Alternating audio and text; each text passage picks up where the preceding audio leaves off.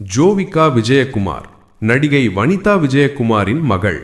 Bigg Boss Tamil season 7இல் போட்டியாளராக களமிறங்கி அனைவரின் கவனத்தையும் ஈர்த்தார். அதன் பிறகு இயக்குனர் பார்த்திபனிடம் உதவி இயக்குனராக பணியாற்றிய ஜோவிகா பிக்பாஸில் சம்பாதித்த பணத்தை கொண்டு மிஸ்டர் அண்ட் மிஸ்ஸஸ் என்ற படத்தை தயாரித்து கதையும் திரைக்கதையும் எழுதி கொண்டு நடித்தும் இயக்கியும் இருந்தார்.